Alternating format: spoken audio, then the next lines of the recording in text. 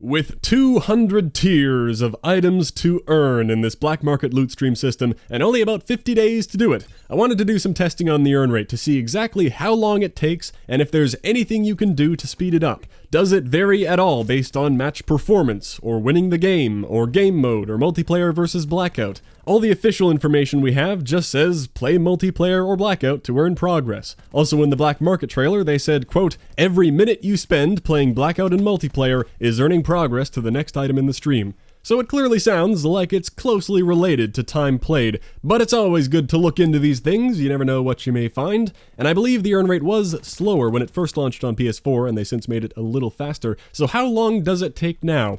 Well, here are the results of the testing, if that's all you're here for. The big picture is that it took an average of about 45 minutes of in-game multiplayer time to fill up one whole tier, and closer to 54 minutes of blackout time, and those times didn't change significantly based on any factor I could find. I'm sure at some point they may sell earn rate boosters or have double earn rate weekends, but until then it looks like there's no possible way to earn it any faster. The only thing you have to watch out for is that if you leave mid-game, or when it comes to multiplayer, if you earn literally 0 score in the match, you will get no progress at all. So this is actually working very similarly to how depot credits were earned back in Modern Warfare Remastered. It doesn't look like there's any difference between 50 and 5,000 score. You don't have to do well, you just have to do something to be eligible.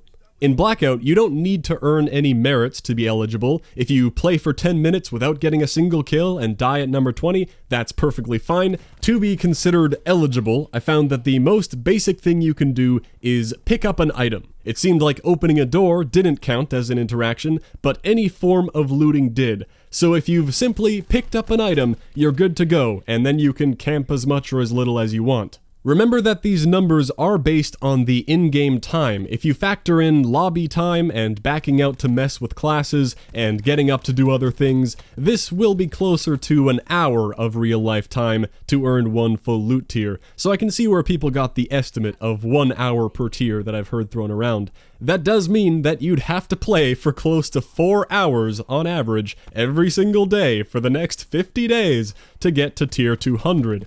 That is somewhat insane. I doubt I'll have time for that. Most people with jobs and responsibilities will not have time for that. I guess not everyone is entitled to getting to the end at tier 200. It is all cosmetic after all. I can see how maybe the top tier rewards are meant to be reserved for the true no-life grinders.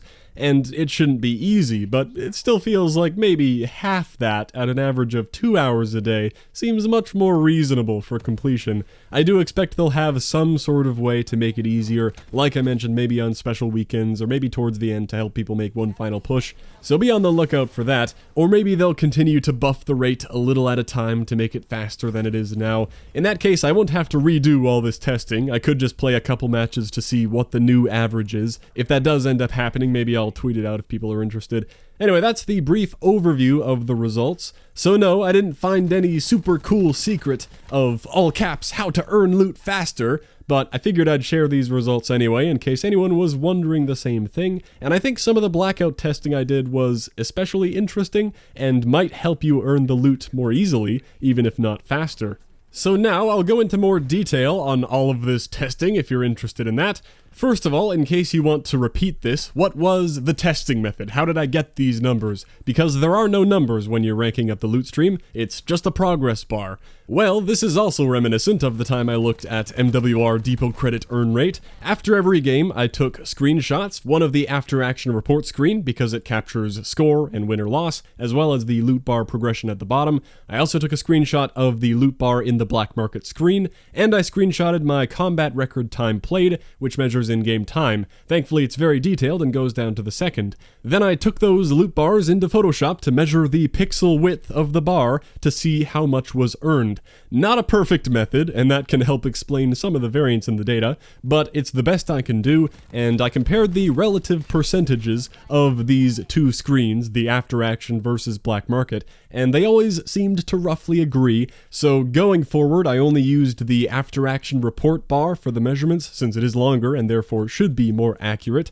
The bar is 842 pixels long, running at 1080, so that's where that number comes from in all these percentages. Except after a Blackout game, the bar was 1 pixel shorter. I triple checked in multiple screenshots. Treyarch, please fix. The first thing I tested was Domination while earning very low score, to see if that had any effect. So the first game I joined in progress, got a kill and a couple caps or something like that. Very low score, but the earn rate was completely normal. Second game only capped the home flags for 50 score each, spent the rest of the time running back and forth in the spawns, still completely normal earn rate. Then I played an entire full game earning absolutely nothing, just running around, and that did earn me absolutely nothing, as I kind of expected. So there is that small amount of AFK prevention, as well as the AFK kick, of course. So thankfully this isn't going to become World War II, where entire game modes are destroyed by full AFK lobbies of supply drop farmers. But getting low score doesn't seem to matter, because next I tested earning more normal amounts of score in Dom, some wins and some losses, and the earn rates were all right in line with the norm. If anything, I would have thought that winning the game could potentially multiply your earn rate by some small amount, like 1.2. I understand them not wanting to scale the earn rate based on a score, but encouraging winning seems like something they'd want to do. Well, no, doesn't look like it. Just like how it was for earning whatever depot credits or crypto keys, nothing has changed there. Then I also tested Domination while playing in a party, which I didn't expect to be any different, but you never know, it was another thing to try. They do sometimes encourage partying up with stuff like the Party Up Double XP to make you get your friends on the game, but in that case I don't see why they would do that and not advertise it, so yeah, as expected, the earn rate there was the same once again.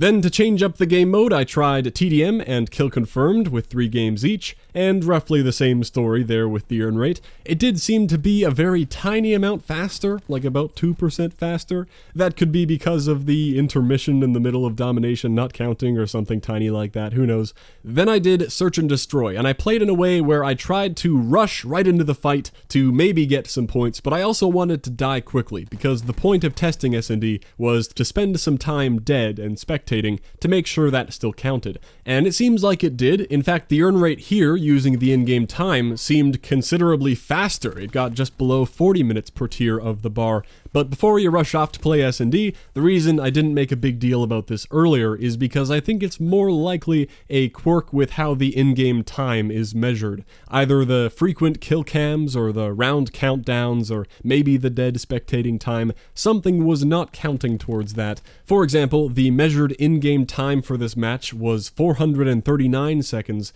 Then I measured the gameplay from the first spawn to the end of the final round, and it was actually 570 seconds of real life time, and if I use that time, the earn rate here would jump to 50 minutes per full tier of the bar. So no, S&D is not better, it's still roughly on par with everything else. When it comes to multiplayer game mode, there really is no significant difference. Obviously, I didn't test every single mode, but if there were a mode that gave you double earn rate or something crazy, I think people would have found out about that by now. Just play whatever mode you enjoy playing, or whatever you're doing for challenges. Don't worry about trying to pick a mode to earn loot faster.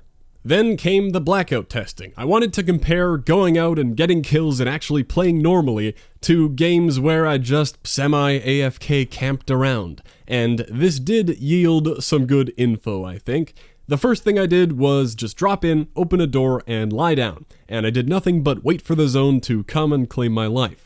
That did not give me any progression on the bar, so good to know there's some AFK prevention built into Blackout, because there obviously shouldn't be an AFK kick. That would be terrible for Blackout. In the second game, I tried dropping in, getting 1 kill for the 10 merits, then I went AFK nearby for the rest of the game, and again allowed the zone to kill me. I wanted to see if the merits were all that mattered, or maybe after a minute of sitting still, did you stop earning or something like that? Well, after that game, I earned at the full regular Blackout rate. Then in game 3, I was active, I did some looting, ran around, and took some damage from a player, then died to the zone again. And that also counted for the full earn rate, so confirmed you don't need any merits. Then I tried the exact same thing, except I wanted to make sure I never took damage from a player to eliminate that factor. I just looted and ran around until the zone death again, and that counted as well. Then came the most interesting game, where I was fully active, running around back and forth the entire time, survived for a while, but I never looted anything, and that game did not give me any progression. So moving around is not enough to be considered an active Blackout player. You have to loot, which I think is another great layer of AFK prevention. It's also worth noting that I did loot stuff in the pregame lobby. That did not matter. You have to loot in the actual game for it to count. So then I just wanted to narrow in on exactly what was making games count or not count. I did a little bit of looting and shooting and moving around, then I went full AFK until I died, that counted. Then I went even more extreme, I just walked into a shed, picked up the gun and ammo there, and went AFK immediately. Turned out a player actually found me, somehow, but that game did fully count. So I retested one final time, wanting to die in the zone. This time I only picked up the ammo, just one piece of 12 gauge, and lay down behind a tree until the zone got me, and that once again counted for the full earn rate of Blackout. So that is about how AFK you can be while still earning the black market loot, albeit a bit slower than in multiplayer. Just drop anywhere, pick something up, and then you can do whatever. You can play, you can sit there, you can auto-run towards the zone to survive a little longer if you're on PC and have the luxury of that feature. I don't know about you guys, but when I buy a video game, I don't want to actually play the game that I paid for. I just want to get the cosmetic gear. The less I actually have to play, the better. Can you imagine actually playing a video game in 2018? Yeah, no, I got other things to do. I'm a busy guy. You can't be expecting me to actually play your game to earn the rewards. I'm sure you can understand.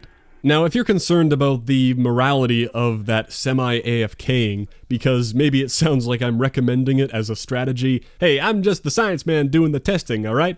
Jokes aside, personally, I don't see myself doing it much at all. I don't care about ruining my stats, but I'd rather just play the game. I will tell you what I think about it, though. You may feel differently. In World War II, like I kind of mentioned earlier, I really didn't like how entire game modes were ruined by full AFKers, and I didn't think the players should be punished so much as Sledgehammer should just hurry up and fix their dang game. It took forever and seemed like they really didn't care.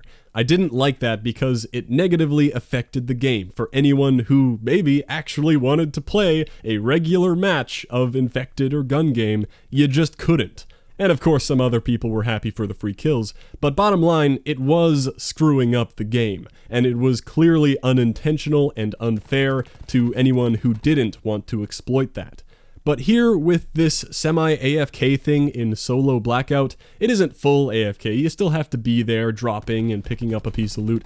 I really don't care at all. Assuming you don't have teammates, you aren't ruining anyone else's experience, and overall I don't see it negatively affecting the gameplay of Blackout. Even if 20 people were doing this in a game, which would be extreme, and they were all just sitting around AFK or auto-running to the center of the next zone, I don't think I'd even notice, except maybe seeing more deaths happen to the zone and getting a free kill occasionally. Like when they changed the player count from 80 to 100 in the beta, I really didn't notice, and that's the same 20 people difference. If you're doing the semi-AFKing, you're essentially still playing the game, except badly. Since you thankfully do have to at least pick up an item, it isn't trivial to set up some script where you can keep auto-deploying and head off to work, cause to be clear, I wouldn't be on your side if you're trying to do that. So I don't feel like the game is broken, and I don't think doing this is very exploitative. If you want to do it, I don't care. I'd prefer to just play the game, and I think Treyarch did a good job ensuring the game will not be ruined by people who only want to try to black market farm. Maybe you feel differently, but that's where I stand on it. Now, I never got to the 3 Blackout games where I actually earned merits, to make sure that didn't matter. One of these was originally a full AFK test, but because of some lucky zones, I ended up in the top 15 before the zone got me, so I got those 50 merits. Still the same earn rate though. Then a game where I got a kill and flew all over the place in a helicopter, same rate. And finally a game with 4 kills and top 15, same rate. So you get the point, performance doesn't matter, just like in multiplayer.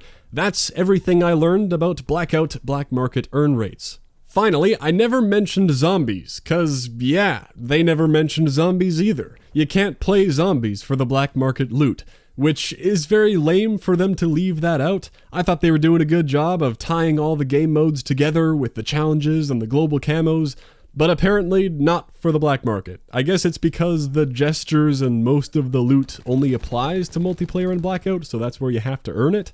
I don't know the new zombies maps all that well, but I don't think there's any way for you to AFK in zombies unless you find a glitch spot, or unless they were afraid of 3 people AFKing and 1 person leading 1 zombie in a circle for everyone to AFK farm loot.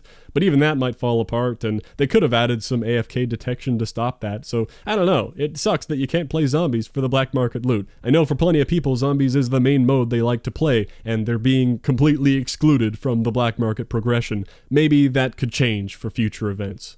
Well, I have nothing more to say. If you stuck around through all that extra explanation, hopefully you found it somewhat interesting, or at least satisfying to know a bit more about the earn rate. We'll have to see if they make any changes to make tier 200 more achievable that doesn't involve COD points, because right now it's a bit crazy, but maybe they want it to be. Thanks for watching. I'll catch you next time.